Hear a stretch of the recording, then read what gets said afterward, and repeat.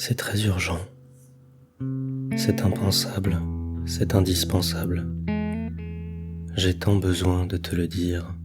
je suis paralysé par les siècles, par la romance, par Ronsard,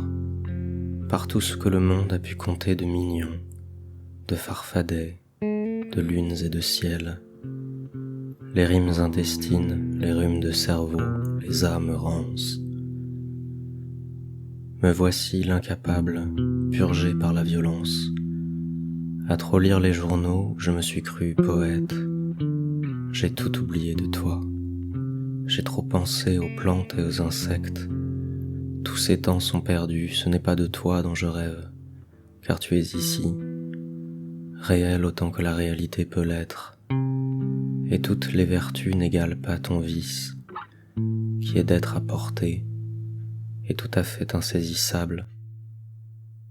immortel à mon prisme et redoutablement mortel.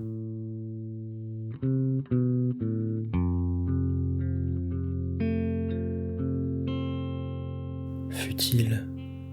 inconsolable, ahuri, pleinement comblé, voici le chant de l'animal qui t'aime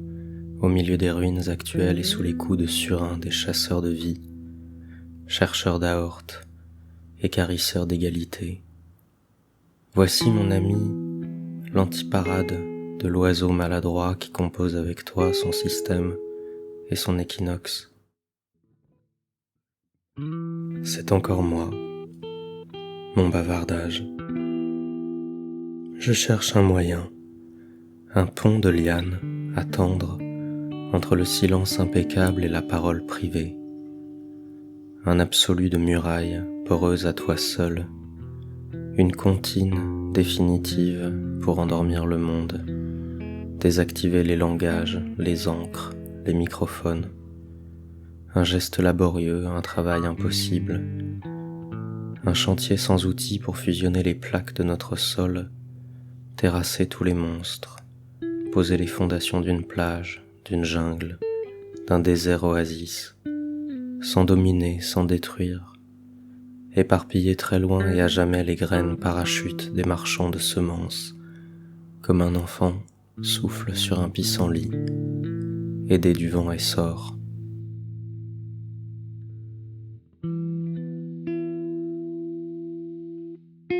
Écrire pour toi, par toi, écrire sans te couper la parole, écrire partout sauf là où je me veux, le faire bien sûr sans ta compagnie, écrire avec les poissons-chats et les tanches mortes, le ventre jaune beurre sorti d'un affluent condamné, avec le bruit blanc de mes machines sournoises et l'ouverture de mes pores à leur lance, mon infidélité d'onde, avec l'aménagement subi de l'espace, sa contraction et ses esplanades, avec le métal chaud et de graisse des pistons, les vapeurs, avec le métier d'humain, l'emprise de l'agenda, le temps scellé et le temps fragmenté.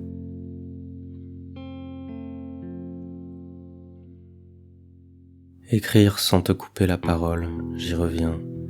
c'est possible si tu chantes ou ris ou réponds en lisant ou ne me lis pas, n'écoute pas, si tu fais ce que tu veux et permets que par la fable, le jeu, le cycle, la chanson, je tente cette manœuvre, humiliante et à ta gloire, d'entériner ton existence. Pour mon monde et ma perception oublieuse, il n'y a que vous ici.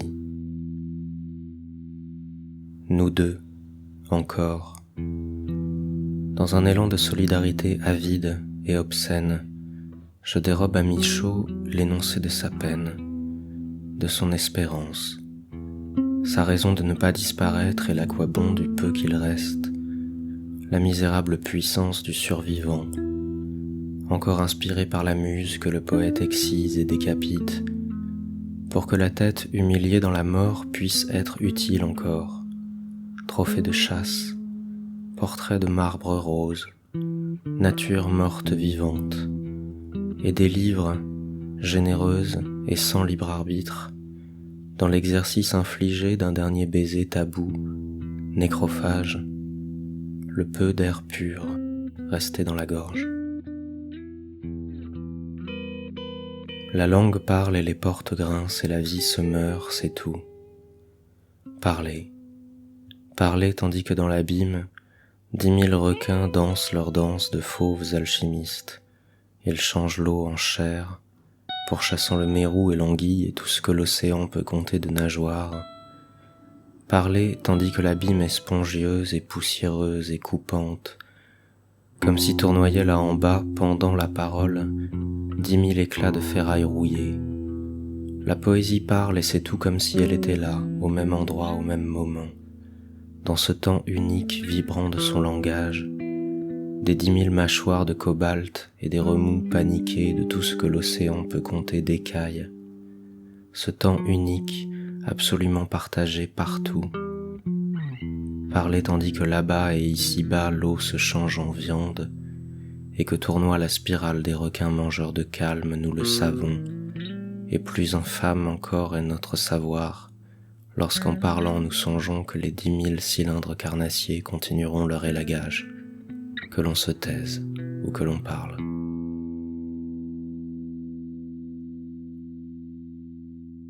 Je pense à ce qu'est un effort et au sentiment d'échec, je pense au sacrifice et à la volonté de puissance, je pense au mérite,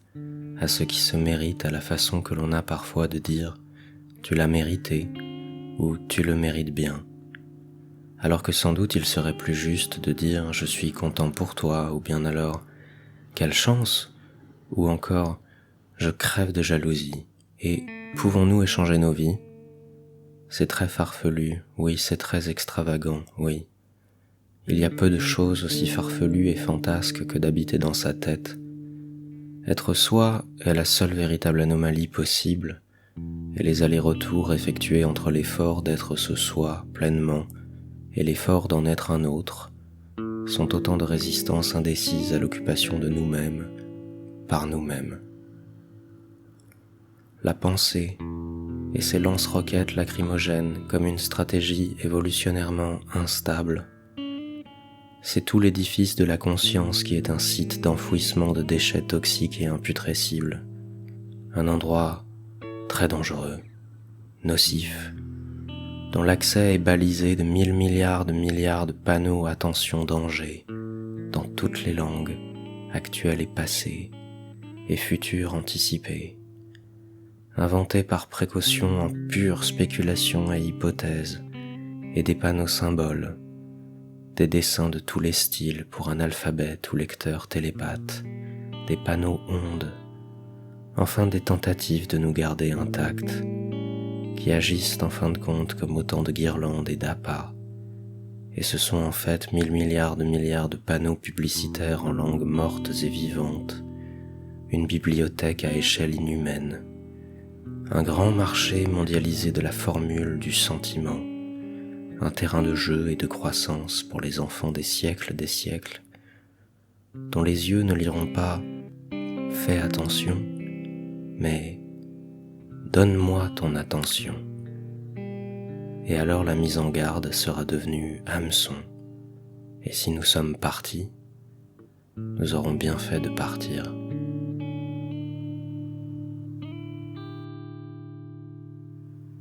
Tu vois, je parle encore de peine et de menaces, mais d'une peine et de menaces qui ne sont presque plus les miennes, dont je m'extrais en découvrant ton sous-bois, ta colline, la température idéale que tu inventes pour nous et que tu m'aides à atteindre, l'ombre de catalpa que ton esprit déploie devant le brasier dévorant qu'ils ont fait de notre astre. C'est toi qui parles, c'est toi qui inventes.